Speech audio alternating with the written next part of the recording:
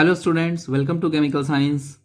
और बच्चों, आज से हम स्टार्ट कर रहे हैं आपका ऑर्गेनिक केमिस्ट्री का एक इम्पॉर्टेंट यूनिट जो कि हमारा एल्कोहल्स। ठीक है, तो काफ़ी बड़ी यूनिट है, काफ़ी इंपॉर्टेंट है और बहुत सारी नेम रिएक्शंस भी हैं इसमें, जिसकी वजह से ही ये यूनिट काफ़ी एग्जाम के पॉइंट ऑफ व्यू से बहुत इंपॉर्टेंट हो जाती है। ठीक है, चलिए तो शुरू करते हैं इसे। हमने हेड लगाई है एल्कोहल्स। तो एल्कोहल्स क्या होते हैं, देखिए।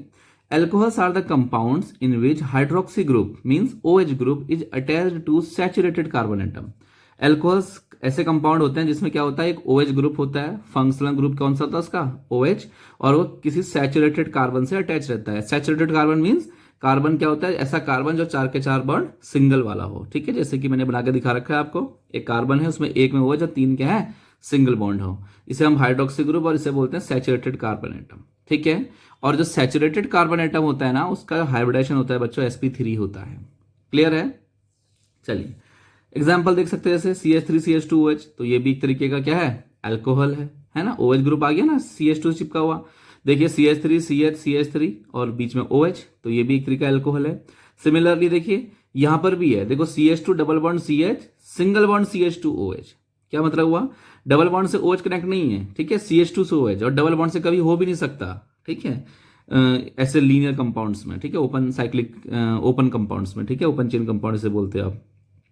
क्यों नहीं हो सकता, इसका रीजन मैं आपको बाद में बताऊंगा। ठीक है, हाँ रिंग में हो सकता है, और रिंग में भी कब, एरोमेटिक में। ठीक है, जैसे यहां पर हो सकता था बट यहां पर नहीं है।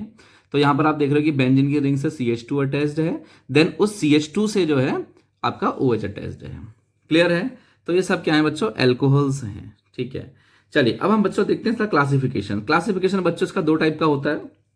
देखिए पहला लिखा है हमने, classification on the basis of number of OH groups.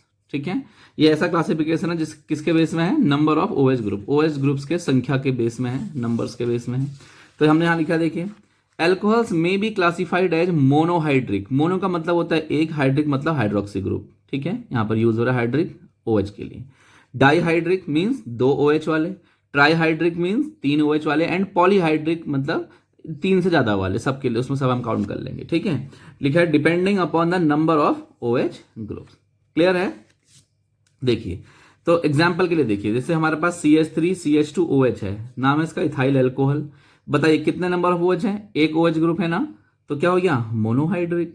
दूसरा देखो ग्लाइकॉल, कितने OH ग्रुप हैं, 2, डाईहाइड्रिक। तीसरा क्या है, ग्लिसरॉल, 1 2 3 3 OH है, तो ट्राईहाइड्रिक। एंड देन यहाँ कितने हैं, 1 OH, यहाँ 4 होल 4 लिखा है, तो 4 OH यहाँ और एक OH यहाँ, कितने हो गए टोटल 6। तो इसका नाम है सॉर्बिटॉल, और हम इसे बोलते हैं क्या, पॉलीहाइड्रिक। यस, क्लियर है। ठीक है, तो देखा आपने कैसे हम इसका क्लासिफाई करते हैं on the basis of number of OH group. ठीक है, तो सिंपल है। चलिए ठीक है, अब हम जो बच्चों हमारा सिलेबस है उसमें हमारा जो पहली कैटेगरी है वो है हमारी मोनोहाइड्रिक एल्कोहल्स। ठीक है, मोनोहाइड्रिक एल्कोहल मींस ऐसे एल्कोहल्स जिसके पास क्या हो, एक OH हो। ठीक है, तो देखिए लिखा हमने, monohydric alcohols contain 1 OH group attached to a saturated carbon. बताइए आपको हमेशा OH ग्रुप अटैच कहाँ होना है, सैचुरेटेड कार्बन पे, है ना। अब मोनोहाइड्रिक है तो एक OH ग्रुप अटैच होना है।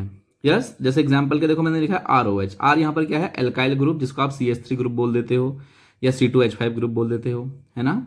और ये देखिए HCHH और OH, सैचुरेटेड कार्बन एटम। ठीक है, ओके। देन अब हमारा आता है बच्चों क्लासिफिकेशन। ठीक है, अब हमें मोनोहाइड्रिक का क्लासिफिकेशन पढ़ना है। ठीक है, तो लिखा है monohydric alcohols are classified as primary, secondary और टर्शरी एल्कोहल्स। तो आप इसको 3 तरीके से क्लासिफाई करते हो मोनोहाइड्रिक को, किसमें, प्राइमरी, सेकेंडरी एंड टर्शरी। ठीक है, तो प्राइमरी मतलब 1 डिग्री, सेकेंडरी मतलब 2 डिग्री और टर्शरी मतलब 3 डिग्री एल्कोहल्स। देखिए सिंपल सा है, बहुत सिंपल है। आपको दिख रहा होगा कि जैसे देखो RCOH, जब आपको चेक करना होता है कि जिस कार्बन से आपका OH अटैच्ड है ना, उस कार्बन से और कितने कार्बन डायरेक्टली अटैच्ड हैं। ठीक है, क्या बोला मैंने, जिस कार्बन से OH अटैच्ड है उससे डायरेक्टली और कितने कार्बन अटैच्ड हैं। तो R मतलब CH3 ग्रुप, तो CH3 मतलब कार्बन, है ना। तो देखिए जिस कार्बन से OH अटैच्ड है उससे हमारा एक R ग्रुप अटैच्ड है, तो उसे बोलेंगे क्या, प्राइमरी। ये आपका कार्बन कैसा है, प्राइमरी कार्बन। प्राइमरी कार्बन क्यों है, क्योंकि इसमें सिर्फ एक कार्बन अटैच्ड है। ठीक है, हम इसे बोलते हैं क्या, 1 degree alcohol.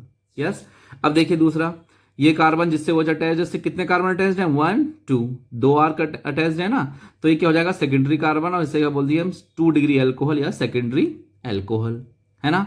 Same to same देखिए इस कार्बन का, देखिए क्या है, OH से कितने अटैच्ड हैं, 1 2 3, 3 R, मतलब 3 कार्बन डायरेक्टली अटैच्ड हैं, तो इसे क्या बोल देंगे हम, टर्शरी या फिर 3 डिग्री एल्कोहल। क्लियर हुआ, ठीक है। तो ये एक तरीके क्लासिफिकेशन ये भी है, ये बहुत इंपॉर्टेंट है बच्चों, ठीक है। 1 डिग्री, 2 डिग्री, 3 डिग्री, हम बार बार इन वर्ड्स को यहाँ पर यूज करेंगे, तो आप लोग इसको ध्यान से देखिएगा प्लीज, ठीक है। ठीक है, चलिए अब हम इसके बाद एक चीज और पढ़ते हैं, स्ट्रक्चर ऑफ एल्कोहल। अब हमें एल्कोहल्स की ही डीप स्टडी करनी है, तो पहले हम ऐसा करते हैं, थोड़ा सा स्ट्रक्चर वगैरह देख लेते हैं किस तरीके से होता है, तो आपको पढ़ना थोड़ा और आसान हो जाएगा, ठीक है। देखिए यहाँ पर मैंने बना के रखा है, कार्बन में जो ऑक्सीजन है ना उसका हाइब्रिडेशन होता है बच्चों क्या, sp3, ठीक है। और जब sp3 हाइब्रिडेशन होता है तो बॉन्ड एंगल और ज्योमेट्री क्या बनती है, टेट्राहेड्रल, या आपने छोटी क्लासेस में हाइब्रिडेशन में पढ़ा होगा, है ना। तो क्या बनती है बॉन्ड एंगल, सॉरी ज्योमेट्री बनती है टेट्राहेड्रल, है ना। अब टेट्राहेड्रल में क्या है, 4 बॉन्ड पेयर होते हैं, इलेक्ट्रॉन पेयर। अब यहाँ पर क्या है, 2 बॉन्ड पेयर की फॉर्म में है इलेक्ट्रॉन पेयर, और 2 कैसे हैं, लोन पेयर की फॉर्म पे है इलेक्ट्रॉन पेयर, है ना। तो ज्योमेट्री तो अभी भी इसकी टेट्राहेड्रल ही है, लेकिन इसका शेप वगैरह थोड़ा सा चेंज हो जाएगा, ठीक है। तो देखिए ये रहा ऑक्सीजन, इसके अराउंड मैंने 4 इलेक्ट्रॉन पेयर को अरेंज करना है, 1 2 3 एंड 4, 2 बॉन्ड की फॉर्म पे और 2 लोन पेयर की फॉर्म पे, ठीक है। तो ऑक्सीजन का जो हाइब्रिडेशन है यहाँ पर वो क्या है, sp3, ऑक्सीजन का हाइब्रिडेशन क्या है, sp3। और देखिए बॉन्ड एंगल कितना बनना है, 105 डिग्री का, 105 डिग्री का बॉन्ड एंगल बनता है। अब देखिए इसमें 2 तरीके के बॉन्ड है, एक कौन सा, ऑक्सीजन और हाइड्रोजन के बीच में बॉन्ड है। अब ऑक्सीजन का जो हाइब्रिडेशन sp3 है, तो कौन कौन सी ओवरलैपिंग हो रही है, कौन कौन से ऑर्बिटल यहाँ बॉन्ड बना रहे हैं, देखो sp3 और s, sp3 किसका, ऑक्सीजन का, और s किसका, हाइड्रोजन का। तो बॉन्ड कैसा बनना है, सिग्मा, है ना। अब यहाँ देखो कार्बन है, कार्बन का हाइब्रिडेशन क्या है, sp3, क्योंकि 3 के 3 बॉन्ड सिंगल है, 4 के 4 बॉन्ड सॉरी।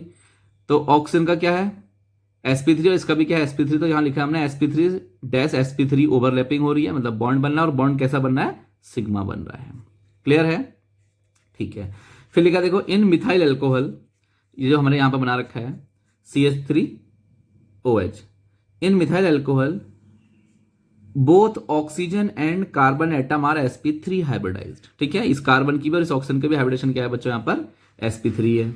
दूसरा पॉइंट देखिए, 2 sp3 orbitals of oxygen are completely filled, किससे, लोन पेयर से। तो जो 2 ऑर्बिटल है sp3 वाले, वो तो पहले से ही इलेक्ट्रॉन से भरे हुए हैं, ठीक है, जिसको आप क्या कहते हो, लोन पेयर कहते हो। फिर लिखा है next point, carbon single bond O, मतलब इस वाले बॉन्ड की बात चल रही है, carbon single bond O bond is formed by overlap of an sp3 of carbon and sp3 of oxygen, ठीक है। तो कार्बन ऑक्सीजन के बीच का जो बॉन्ड है वो किस किस से मिलकर बना है, sp3 ऑर्बिटल किसका है, कार्बन का, और sp3 ऑर्बिटल किसका है, ऑक्सीजन का। तो sp3 और sp3 की ओवरलैपिंग से ये सिग्मा बॉन्ड बना है। बच्चों मैं आपको एक बार फिर बोलना, अगर आपको हाइब्रिडेशन नहीं आता है तो प्लीज आप चैनल के प्लेलिस्ट में जाइए, आपको हाइब्रिडेशन वाली वीडियोस मिलेंगी, ठीक है।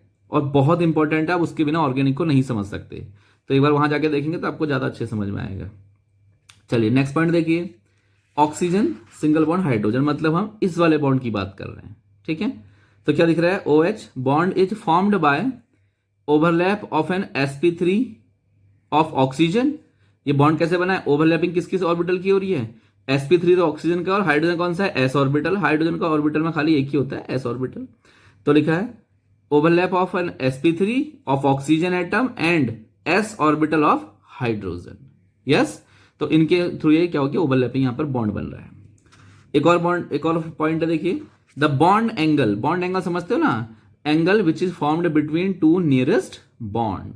तो कार्बन, ऑक्सीजन और हाइड्रोजन ये सबसे नजदीकी है ना बॉन्ड्स, इनके बीच में जो एंगल बन रहा है, जो मैंने 105 लिखा हुआ है, तो लिखा हमने the bond angle COH is 105 degree, ठीक है। अच्छा जनरली होता क्या है ना, देखिए इसको थोड़ा और समझाता हूं मैं, होता क्या है वैसे कि जो sp3 हाइब्रिडेशन वाला आइटम होता है, सेंट्रल एटम जैसे ऑक्सीजन sp3 है, तो इसका बॉन्ड एंगल, ज्योमेट्री बनती है टेट्राहेड्रल, तो बॉन्ड एंगल इसका बनता है क्या, 109 डिग्री 28 मिनट। यहां लिखा है देखो, मैंने लिखा है less than normal tetrahedral angle 109 degree 28 minute 11 second और 109.5 डिग्री, ठीक है, इससे कम है। अब इससे क्यों कम है मैं थोड़ा सा आपको एक्सप्लेन करता हूं। देखिए जैसे यहां पर हम समझते हैं, ठीक है, जैसे हमारा बच्चा एक कार्बन है, ये क्या है हमारा एक कार्बन, जब ये 4 सिंगल बॉन्ड बनाता है तो उसकी ज्योमेट्री कैसी बनती है, टेट्राहेड्रल। टेट्राहेड्रल ज्योमेट्री कुछ इस तरीके की होती है, ये देखिए,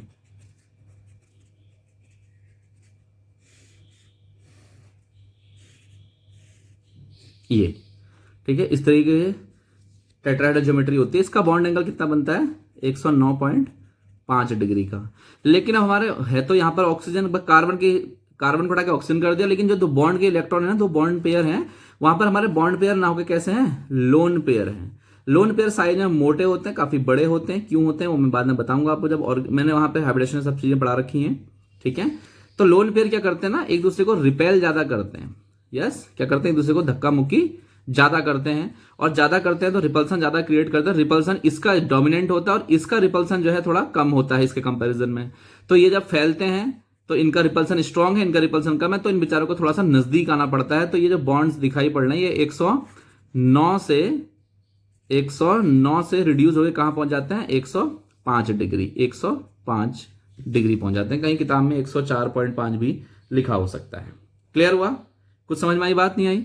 तो इन लोन पेयर की वजह से ही उसका जो नॉर्मल बॉन्ड एंगल जो टेट्राहेड्रल ज्योमेट्री का होता है 109 डिग्री 5 मिनट से घट के कितना आ गया, 105 डिग्री, या 104.5 भी आप लिख सकते हो कहीं कहीं, ठीक है।